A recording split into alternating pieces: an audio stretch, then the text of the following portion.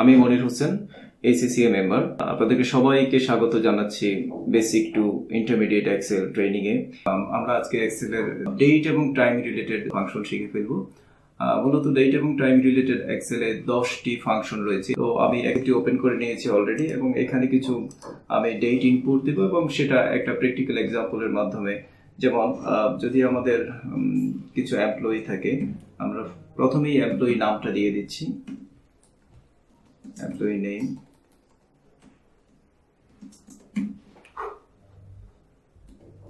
দেন যেহেতু আমরা ডেট নিয়ে কাজ করবো, আমি ডেটের ফিল্ডটাকে আগেই আনার চেষ্টা করছি, ডেট অফ জয়নিং।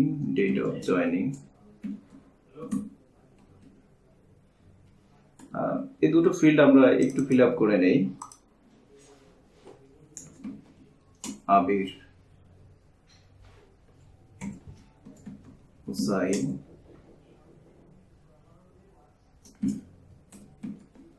মনির আমার বাবু, বেশ কিছু এমপ্লয়ীদের নাম আমরা লিখলাম। আর তাদের ডেট অফ জয়নিং ধরে নিচ্ছি 1/1/2017, কারো 1/1/2/2018, এরকম ভাবে কারো 1/1/2019,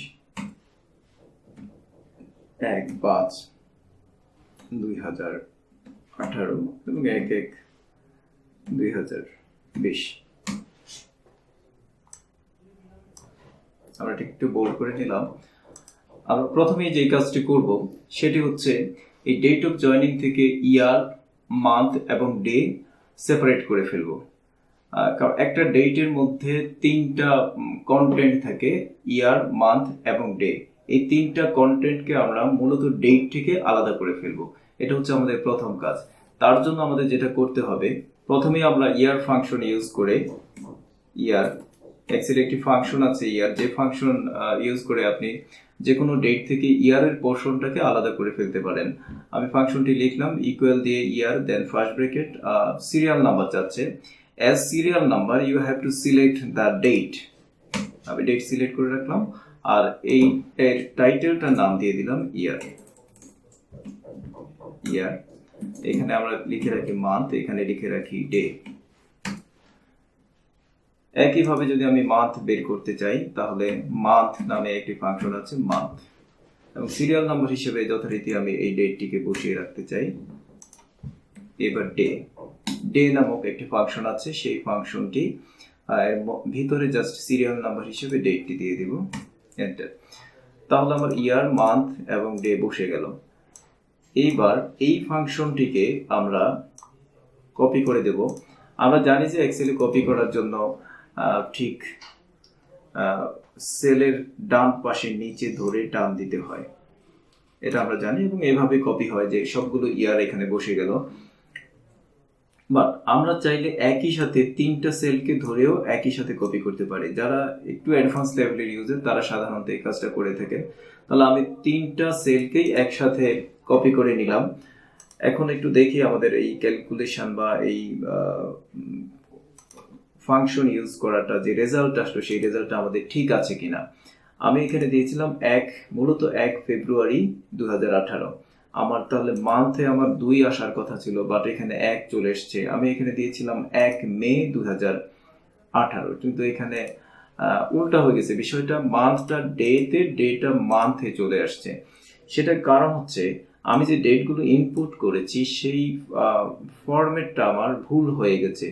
এটা এই মর্মে ভুল যে এক্সেলের এই ল্যাপটপে এক্সেলে যেই ফরম্যাটে ডেট রিসিভ করে সেই ফরম্যাটে আমি এন্ট্রি দেইনি।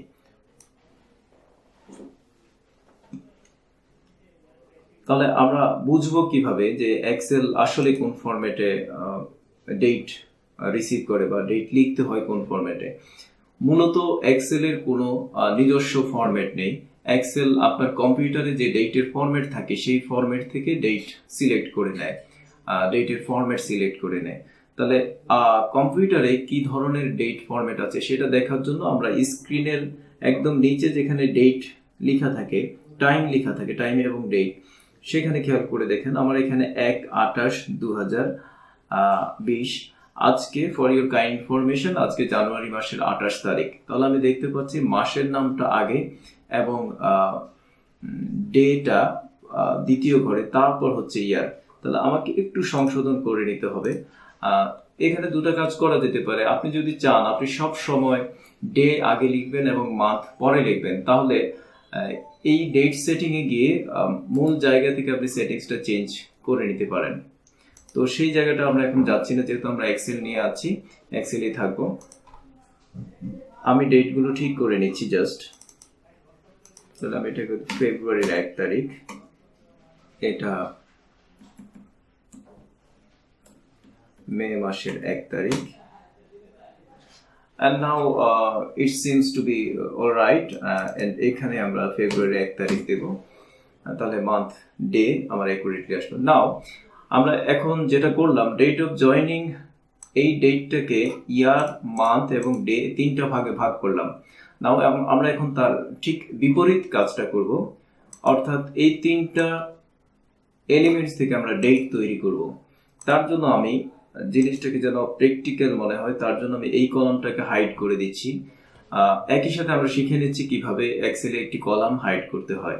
আপনি যে কলামটি হাইড করবেন সেই কলামটির উপরে রাইট ক্লিক করে দেন হাইড, আপনি দেখতে পাবেন হাইড।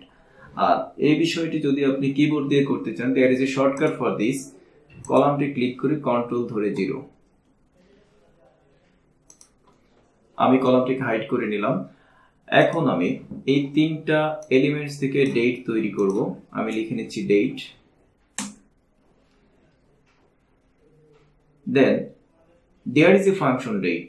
ডেট নামেই এক্সেলে একটি ফাংশন রয়েছে, আমরা সেই ফাংশনটি ইউজ করব, ডেট। এবং ডেটের ফাংশনের সিনট্যাক্স একটু খেয়াল করেন। It is asking for the year, it is asking for then month and day. তো আমি জানি আমার ইয়ার হচ্ছে এখানে, কমা মান্থ হচ্ছে এখানে, কমা ডে হচ্ছে এখানে, close your bracket, it will work.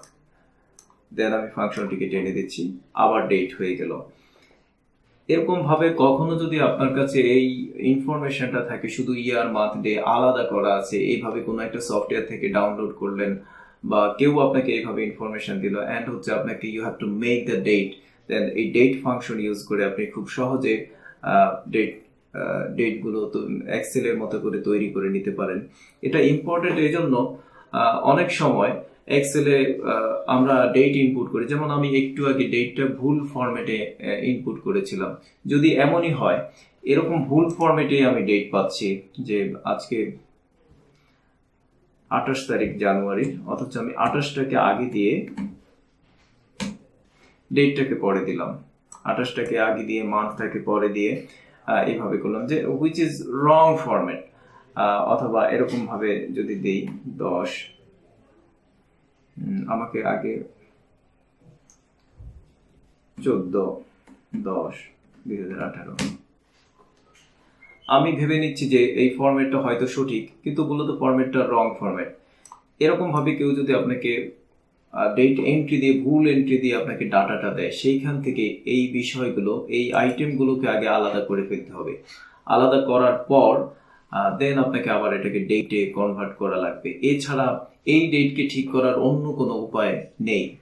Just হচ্ছে 28কে আলাদা করতে হবে, মান্থ, ইয়ার, ডে কে আলাদা করতে হবে। তো এইগুলো আলাদা করার আবার অনেকগুলো টেকনিক আছে, আমরা সেই টেকনিকটা পর্যায়ক্রমে শিখবো। তো বন্ধুরা, আজ এ পর্যন্তই। এক্সেলের পরবর্তী ক্লাসের আমন্ত্রণ জানিয়ে আমি আজকে এখানেই শেষ করছি। বিদায়, আল্লাহ হাফেজ।